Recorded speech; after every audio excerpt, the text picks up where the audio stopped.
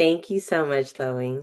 I'm very excited to present this month's wellness topic, as we said, centered around the 8 dimensions of wellness. This is meant to be an interactive wellness webinar designed specifically for childcare providers and early learning educators. Together, we'll explore the 8 dimensions of wellness, or an introduction to the 8 dimensions of wellness, to reflect on how it shows up in our personal and professional lives and identify practical strategies to support well-being, resilience, and connection. So through discussion, reflection, and our shared learning, providers will leave with renewed insight and ways to make this work sustainable for your overall wellness. So again, welcome everyone into the space. Thank you for taking time to invest in yourselves this evening. As childcare providers, you spend so much of your time caring for others, and this space tonight is an opportunity to pause and reflect and really consider what wellness can look like for you, not only as providers, but again, as whole people. So before we begin, I'd like to invite everyone to take a moment just to arrive and settle into the space. Wherever you're joining from this evening, please join me in just taking some comfortable breaths as I go into what this space is designed to serve as. This is a space to support, not overwhelm, a space to affirm, but not pressure, a space to implement practical tools and to practice self-compassion. So please notice your feet on the floor, your body in your chair, or again, wherever you're tuning in from, and simply acknowledge that you've made time to be here this evening.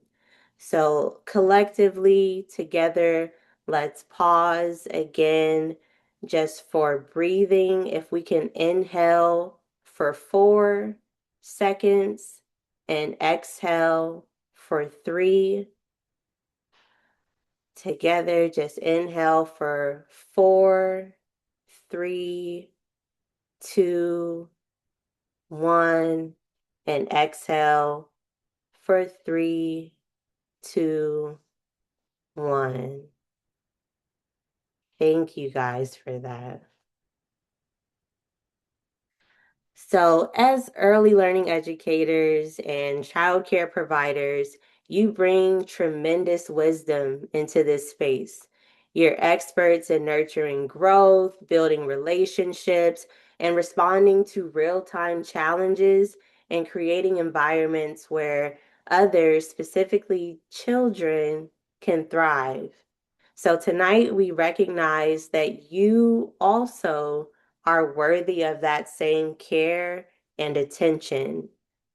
Throughout our time together, we'll explore or introduce the 8 dimensions of wellness, which are as follows on your screen: emotional wellness, physical wellness, social wellness, intellectual wellness, occupational wellness, financial wellness, environmental wellness, and spiritual wellness. So rather than thinking about all of these dimensions as separate boxes, we want to invite you to think of them as interconnected parts of your life. So when one area is thriving, it can support the other areas. But when one area feels strained or depleted, it also can affect other areas. So, why is this relevant to you as a provider? What does this mean in the community of providers? Emotional wellness is your ability to recognize, express, and manage your emotions. Physical wellness is caring for the body through rest, nutrition, movement, and other healthy habits. Social wellness is building meaningful connections through healthy support systems. Intellectual wellness is exploring, learning, engaging in both personal and professional development. Our goal for tonight is not to achieve perfect wellness. Our goal is to increase awareness, identify strengths, and explore small but meaningful ways to support our well being. So, occupational wellness looks like finding balance, purpose, and sustainability in daily work responsibilities.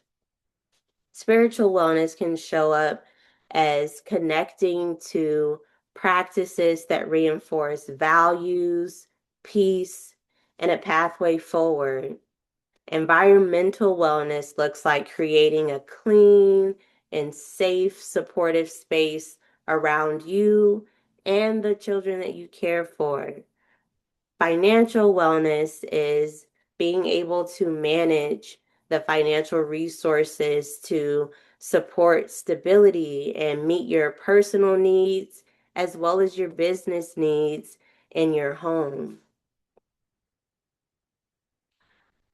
So let's pause for a second and just using one word or an emoji, how would you say your overall wellness is this week? How are you experiencing your daily routine? How are you experiencing others around you, whether it's family, the children that you care for, your own children? And also, how are you experiencing yourself?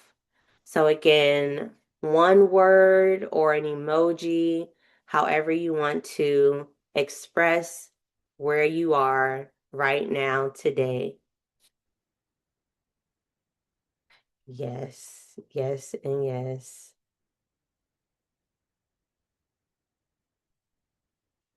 I'm smiling because I resonate with a lot of these, not necessarily because these are the things that we like to feel, but these are the realities of our experiences,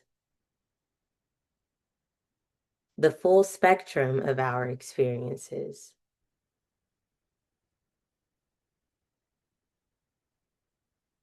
Some people are saying overworked, tired.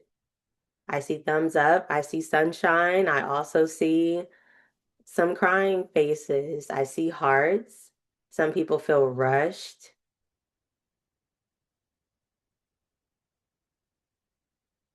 ready for vacation. Who isn't?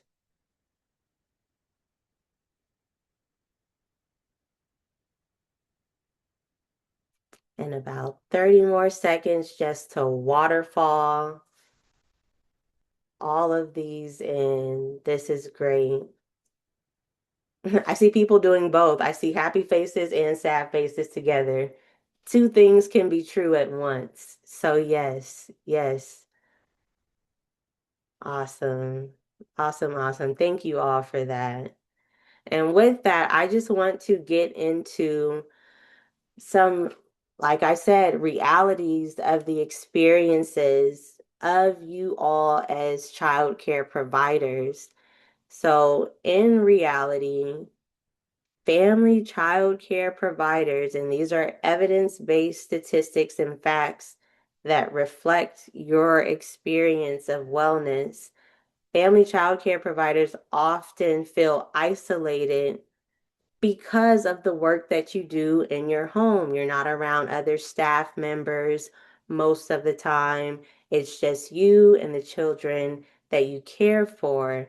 And as home-based providers, you have fewer opportunities for uninterrupted breaks, also because you don't have staff around you. Sometimes it's just you or maybe one or two other people during the workday. Another evidence-based fact that national research has shown is that many paid home-based providers experience lower household income and less access to healthcare than other provider groups, which makes financial wellness a significant concern for most providers. Home-based childcare is frequently operated as a small business, meaning that you as providers wear many, many hats. You manage enrollment, tuition, taxes, licensing, food costs, supplies, maintenance. You are the administrative, you are the day-to-day, the curriculum developers. All of these hats fall on you. And also, providers with stronger professional networks, because so many providers work in isolation, thrive from developing coaching relationships and having access to community resources. When providers have these networks and relationships and access to resources, they report better well-being and lower burnout. Another fact or just statistic that we want to really drive home as well is that continuing your education or any form of coaching or professional development, these pathways are associated with lower burnout and greater confidence among family child care providers. So, just as a quick check in, with all of the hats that you wear as a provider, which role would you say takes up most of your energy during a typical workday? After you make your selection, please also be sure to scroll down and click submit so that your answer is sent through. So again, as a provider, which role takes up most of your energy during a typical workday? And we're getting some responses in already.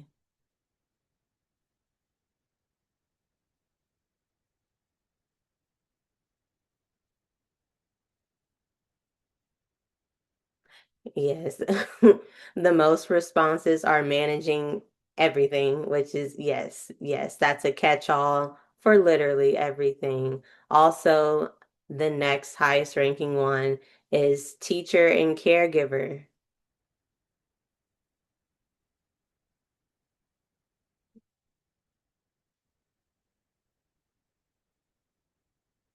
Yes, the cooking, the household maintenance, the workspace maintenance.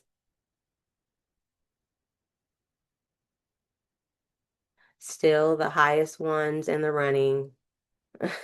Category managing everything and category teacher and caregiver.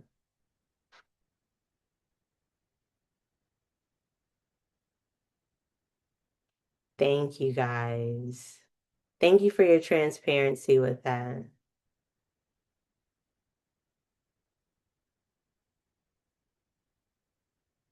Next, we will get into some scenarios that show up in your day-to-day routines as you care for the little ones and as you also engage with their families, which is a big part of the work that you do. So, we've identified some areas of wellness that may need our attention and areas that we feel strong in right now. So, let's look at some of the things that come up and some practices that can be used to better handle or better sustain the work that's being done in your daily practices. So, when it comes to constant caregiving, one strategy can be defining your work hours as far as missing meals or bio breaks, A healthy strategy is scheduling meal and hydration reminders or taking your meals and hydration alongside the little ones that you care for. In terms of isolation from working at home and limited adult interaction during your daily routines, building meaningful connections through peer support can help cultivate a sense of community. And as far as stagnant daily routines that can become repetitive, that can be combated with learning new child care practices or implementing a new curriculum. Stress due to unpredictable income can also be improved through identifying supplemental resources, whether that's locally, regionally, in your state, resources that are available to you. And we will be learning more strategies specific to each dimension of wellness at upcoming sessions in this series. So we want to hear from you again. I invite you all to think not only about where you may want more support, but also where you already demonstrate strength or expertise. Wellness isn't about what's missing, it's also about recognizing the resilience, the wisdom, and the resources that you already carry with you. So we would like to know which dimension feels strong right now and which dimension feels stressful for you right now.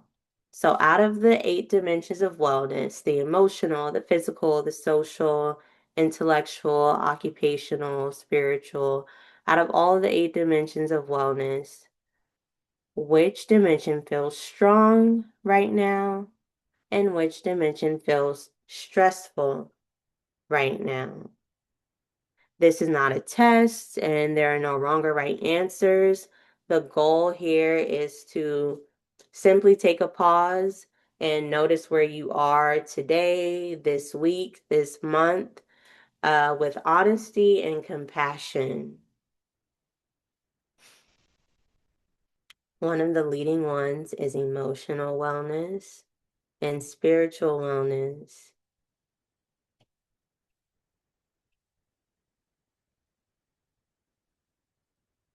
And also, please remember to scroll down and click submit so that your responses can be sent through.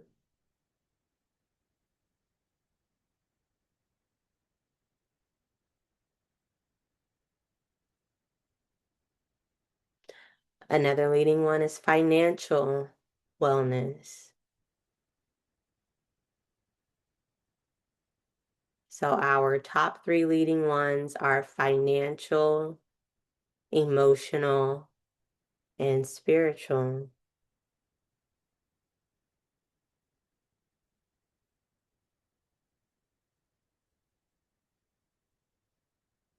Please continue to scroll and click submit to make sure your responses are reflected. These are good. Physical wellness,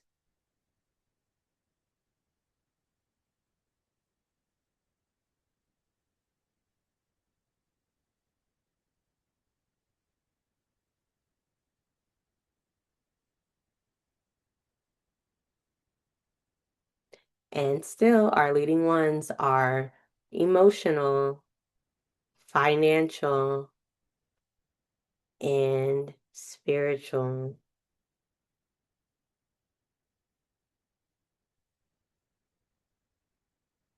Okay, thank you all so much for that.